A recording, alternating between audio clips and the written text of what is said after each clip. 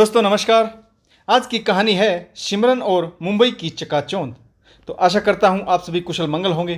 तो आज की कहानी शुरू करने से पहले जो भी चैनल पर पहली बार आए हैं चैनल को सब्सक्राइब करें और घंटी का बटन दबाकर ऑल का आइकन जरूर प्रेस करें ताकि हमारी आने वाली सभी कहानियां आप तक सबसे पहले पहुंचे।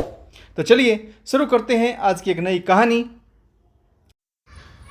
सिमरन शब्द का अर्थ होता है जिसे हर कोई सुमिरे, याद रखे, परंतु सिमरन ने काम ही कुछ ऐसा किया था कि उसके घर परिवार के लोगों ने उसके जीते जी उसका पिंडदान कर दिया। अब सिमरन के घर में कोई उसका नाम तक नहीं लेता था, सब उसे भुला चुके थे।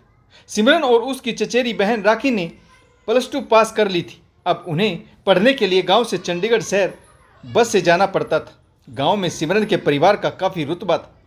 पिंड के सभी लोग सिमरन के दादाजी की बहुत इज्जत करते थे। एक दिन सिमरन ने अपने दादाजी को बताया कि बस में कुछ मनचले लड़के उन्हें परेशान करते हैं।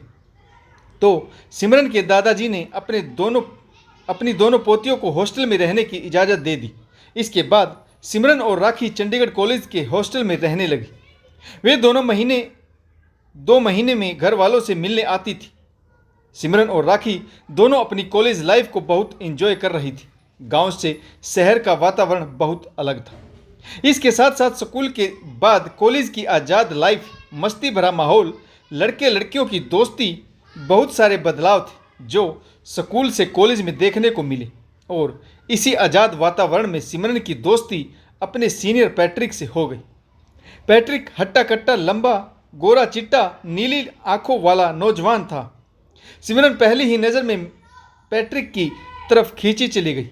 कुछ ही दिनों में उनकी दोस्ती प्यार में बदल गई। सिमरन अब अपना अधिकतर समय पैट्रिक के साथ बिताती। सिमरन की चचेरी बहन राखी ने उसे कई बार समझाने की कोशिश की कि किसी भी लड़के से इतनी नज़दीकियां सही नहीं। वे दोनों यहाँ पर कॉलेज में पढ़ने आई हैं, हल्के फुल्के एंजॉय के साथ उन्हें अपनी स्टडी पर ध्यान देना चाहिए।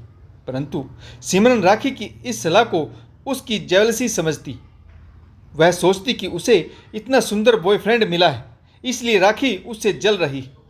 सिमरन और पैट्रिक ने कॉलेज के एनुअल फंक्शन में एक प्ले में हीर रांझे का रोल अदा किया। दोनों इस रोल में बहुत जच रहे थे। सभी ने उनकी तारीफ की। फंक्शन समाप्त होने के बाद फंक्शन में चीफ गेस्ट के तौर पर आए हुए मुंबई के एक मशहूर प्रोड्यूसर सिमरन और पैट्रिक को अपना कार्ड देते हुए कहा कि जल्दी ही वह एक सीरियल बनाने वाले हैं, जिसमें वे सिमरन और पैट्रिक को लीड रोल में लेंगे। इसके बाद यह दोनों हवा में उड़ने लगे। धीरे धीरे यह खबर सिमरन के घर वालों तक भी पहुंची। तो सिमरन के दादाजी ने तुरंत ही अपनी पोती को गांव बुलवा लिया और जल्दी से जल्दी लड़का देखकर उसकी शादी करवाने की बात कह दी। दूसरी तरफ पैट्रिक के परिवार वालों की तरफ से भी उस पर दबाव बनाया जाने लगा कि वह यह पढ़ाई का चक्कर छोड़कर केरल वापस चला आए और आकर अपने पुश्तैनी बागवानी के कार्य को संभाले, क्योंकि पैट्रिक बार बार फेल हो रहा था और चंडीगढ़ कॉलेज में अपना काफ़ी सारा समय बर्बाद कर चुका था। पैट्रिक और सिमरन के घर वालों ने अपने अपने तरीके से दोनों पर दबाव बना दिया। सिमरन के लिए अच्छा सा लड़का देखा गया और उसकी शादी की तारीख तय कर दी। परंतु शादी से 2 दिन पहले सिमरन घर से सारे गहने, नगद पैसा लेकर पैट्रिक के साथ मुंबई भाग गई। सिमरन को काफ़ी खोजा गया परंतु वह नहीं मिली और यह खबर गांव में आग की तरह फैल गई। शादी की सभी तैयारियां हो चुकी थी, इसीलिए पिंड में परिवार की इज्जत बचाने के लिए सिमरन किस स्थान पर राखी को 7 फेरे लेने पड़े। इसके बाद सिमरन के परिवार ने उससे अपने सभी रिश्ते नाते तोड़ दिए और कभी उसे ढूंढने की कोशिश भी नहीं की। इस हादसे को 11 बरस बीत गए। राखी अपने डॉक्टर पति के साथ दिल्ली किसी कॉन्फ्रेंस में गई हुई थी। राखी और उसका पति दिल्ली के जाने माने होटल में ठहरे। अगले दिन उसके पति की कुछ डॉक्टर के साथ मीटिंग थी। राखी का पति बहुत बड़ा हार्ट स्पेशलिस्ट था। दोनों ने यह प्लान बनाया कि मीटिंग के बाद दोनों एक तो दिन दिल्ली भी घूमे लेंगे, इसलिए वह राखी को भी अपने साथ ही ले गया था। राखी और उसके पति ने जैसे ही होटल में रूम बुक कराने के लिए एंट्री की, रिसेप्शन पर सिमरन को देखकर राखी के चेहरे की हवाइयाँ उड़ गई। सिमरन ने आगे बढ़कर राखी को गले से लगा लिया और राखी के पति ने दोनों की हरकतों को अजीब नज़रों से देखा, क्योंकि इससे पहले उसने सिमरन को कभी नहीं देखा था। उसने धीरे से राखी से पूछा, यह कौन है राखी? राखी ने कहा, बाद में बताऊंगी। सिमरन ने धीरे से राखी के कान में कहा, डॉक्टर साहब को मेरे बारे में कुछ भी बताने से पहले मुझसे एक बार मिल लेना। अगले दिन राखी का हस्बैंड डॉक्टर विपुल अपनी कॉन्फ्रेंस के लिए होटल में से बाहर गया। तभी राखी और सिमरन आपस में बातें करने लगी। राखी ने कहा, तू यहाँ कैसे? तू तो पैट्रिक के साथ मुंबई भाग गई थी, फिर इस हालत में दिल्ली में क्या कर रही हो? मेरी कुछ समझ में नहीं आ रहा। तुम नहीं जानती, तुम दोनों तो भाग गए। उसके बाद घर वालों ने कैसे बदनामी सही और तुम्हें कितना खोजा, परंतु तुम नहीं मिली। तुम पर तो पैट्रिक के प्यार का भूत सवार था। तुमने घर वालों की इज्जत भी नहीं देखी। समाज में अपनी लाज बचाने के लिए उन्होंने मुझे बलि का बकरा बना दिया। मेरी पढ़ाई बीच में ही छुड़वा दी और जिस डॉक्टर के साथ तुम्हारी शादी होनी थी, मजबूरी में मुझे उनके साथ 7 फेरे लेने पड़े। वैसे डॉक्टर साहब बहुत अच्छे हैं, देखने में थोड़े सख्त मिजाज लगते हैं, परंतु दिल के बहुत अच्छे हैं। इन्होंने शादी के बाद भी मुझे पढ़ाई करने की इजाज़त दे दी, जिसकी वजह से मैं पीएचडी कर पाई और अब कॉलेज में लेक्चरर हूँ। खैर, और सब छोड़, तेरा पैट्रिक कहाँ है? तुम दोनों तो हीरो हीरोइन बनने मुंबई गए थे ना, उसका क्या हुआ? सिमरन ने लंबी आह भरी और कहा, पैट्रिक अब मेरे साथ नहीं रहता। हम दोनों ने कभी शादी नहीं कर पाई। राखी, तू नहीं जानती, घर से भाग जाने के बाद ज़िंदगी ने क्या क्या करवटें बदली। उस रात घर से भागकर हम दोनों दिल्ली पहुँचे। दिल्ली से मुंबई के लिए रात 3:30 बजे की ट्रेन थी। ट्रेन पकड़कर हम मुंबई पहुँचे। वह प्रोड्यूसर जिसने हमें सीरियल में लीड रोल देने का लालच दिया था, जैसे तैसे ढूंढते हुए उसके बंगले पर पहुँचे। घंटों बाहर इंतजार करते रहे, तब कहीं जाकर उससे मुलाकात हो पाई।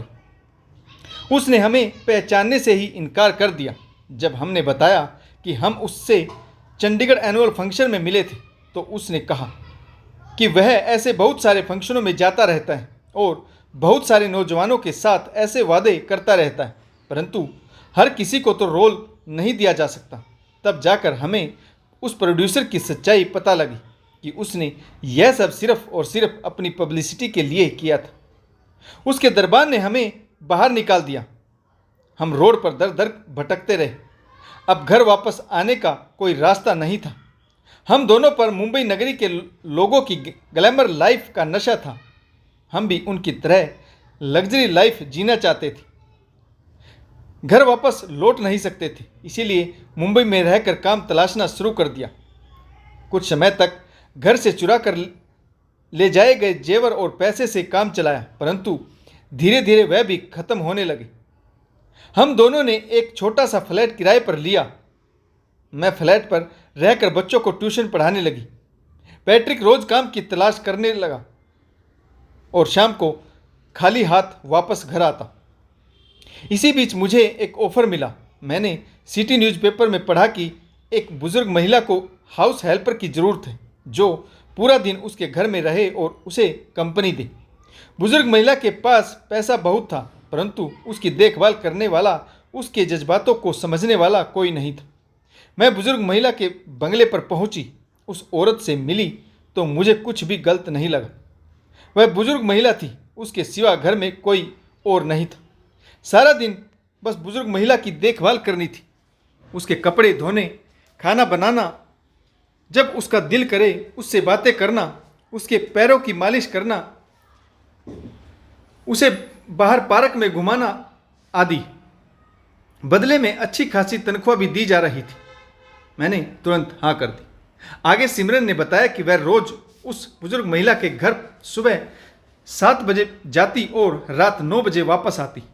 बुज़ुर्ग महिला भी सिमरन के प्रति बहुत लाड प्यार जता रही थी। सिमरन को उसकी हरकतें कुछ अजीब लगती, परंतु वह सोचती कि मैं तो इसकी पोती की उम्र की हूँ। वैसे भी यह महिला बुजुर्ग है, इसे अपनों के प्यार की ज़रूरत है। बुजुर्ग महिला भी सिमरन के साथ बहुत घुल मिल गई। दोनों घर में घंटों बातें करती, पुरानी फ़ोटो एल्बम्स देखती। बुजुर्ग महिला को ड्रिंक करना बहुत पसंद था। वह देर नाइट पार्टियों में भी जाया करती थी। एक दिन बुजुर्ग महिला ने घर में मसाजर को बुलाकर सिमरन की बॉडी मसाज करवाई। बुजुर्ग महिला सिमरन को बहुत अजीब नज़रों से देख रही थी। सिमरन को भी महिला का यह रवैया कुछ खटकने लगा। फिर उसने सिमरन के लंबे खूबसूरत बालों को कटवाकर सुंदर सा हेयर कट करवाया। जिद करके उसे मार्केट ले गए और वहाँ से उसके लिए शॉर्ट ड्रेस खरीदी। बुजुर्ग महिला ने सिमरन को कहा कि वह शॉर्ट ड्रेस उसे पहनकर दिखाए। सिमरन दूसरे कमरे में जाकर शॉर्ट ड्रेस पहनकर आ गई। बुजुर्ग महिला ने उसे अपने पास बिठाया और उसके पैरों पर हाथ फेरने लगी। बुजुर्ग महिला का यह रवैया सिमरन को बहुत खटका। तभी बुजुर्ग महिला ने सिमरन के साथ गलत हरकत करने की कोशिश की। सिमरन ने तुरंत उसे धक्का दिया और वहां से भाग खड़ी हुई। वह हड़बड़ा गई। मुंबई नगरी के ऐसे चर्चे सिर्फ अखबारों और खबरों में ही सुने थे। आज अपनी आंखों से देखकर सिमरन का दिमाग हिल गया। कैसे घटिया लोग रहते हैं यहाँ पर। बुजुर्ग औरत भी इस तरह की गंदी और घटिया हरकतें करती। हद है, गंदगी ही भरी पड़ी है यहाँ पर। सिमरन का दिमाग हिल गया। वह हड़बड़ाहट में अपने फ्लैट पर पहुंची तो फ्लैट का दरवाज़ा खुला था। अंदर जाकर देखा तो पैट्रिक अपनी एक महिला मित्र के साथ कुछ अलग ही स्थिति में था। सिमरन अपने आप पर काबू न रख सकी और बाथरूम में जाकर दहाड़े मारकर रोने लगी। पैट्रिक ने सिमरन को समझाया कि यह उसकी मजबूरी है। यहाँ पर ऐसे काम नहीं मिलता, अपने आप को बेचना पड़ता है। अब सिमरन टूट चुकी थी। पैट्रिक से सिमरन ने अभी तक शादी नहीं की थी, परंतु वे दोनों काफ़ी दिनों से साथ रह रहे थे। इसीलिए सिमरन पैट्रिक के बच्चे की माँ भी बनने वाली थी। पैट्रिक ने दलदल में पैर रख दिया और वह धंसता ही चला गया, परंतु उसने सिमरन को इस गंदगी से दूर रखा और अपने एक जानकार से कहकर उसे दिल्ली के होटल में रिसेप्शनिस्ट की नौकरी पर रखवा दिया। पैट्रिक ने सिमरन से शादी तो नहीं की, परंतु सिमरन के पास उसकी एक 8 वर्षीय बेटी। पैट्रिक ने उन दोनों के लिए दिल्ली में फ्लैट खरीद कर दिया। वह सिमरन और अपनी बेटी से मिलने आता रहता है और उन्हें फाइनेंशियली भी सपोर्ट करता है। अब वह मुंबई की एक मशहूर मॉडल से शादी करने वाला है। सिमरन ने अपने अतीत की किताब राखी के सामने खोलकर रख दी। राखी ने सिमरन को समझाया, देखा सिमरन, एक गलती ने जिंदगी को क्या से क्या बना दिया। मैं तुझे समझाती थी, परंतु तुझ पर मैं पैट्रिक का भूत सवार था। सिमरन ने राखी से अपने घरवालों के हालचाल की जानकारी ली। राखी ने बताया कि अब परिवार में कोई सिमरन का नाम लेना भी पसंद नहीं करता, यहाँ तक कि कोई अपनी बेटी का नाम भी सिमरन नहीं रखना चाहता। सिमरन की आंखों से आंसू बहने लगे। उसने कहा कि डॉक्टर साहब को मेरे बारे में कुछ मत बताना, कह देना कि हम कभी साथ पढ़ा करते थे। घर वालों को भी मेरी स्थिति के बारे में कभी कुछ मत बताना। मैं पैट्रिक की निशानी के सहारे जिंदगी गुजार लूँगी। शायद मेरे गुनाह की यही सजा है। राखी उस होटल में 2 दिन ठहरी। दोनों बहनों ने बहुत सारी बातें की। इसके बाद राखी कभी कभार सिमरन से फ़ोन पर बातें कर लिया करती। बाकी किसी को भी सिमरन के बारे में कुछ भी नहीं पता। अब सिमरन के नाम का सुमिरन कोई नहीं करता। तो दोस्तों, आपको ये छोटी सी कहानी कैसी लगी कमेंट्स करके जरूर बताइएगा। आशा करता हूँ आपको यह कहानी जरूर पसंद आई होगी। अगर आपको हमारी कहानियाँ अच्छी लगे, लाइक शेयर और कमेंट्स करना बिल्कुल ना भूलें, ताकि हमारा हौसला बढ़ता रहे। तो कहानी पढ़ने के लिए आप सभी का बहुत बहुत धन्यवाद। जय हिंद, वंदे मातरम, भारत माता की।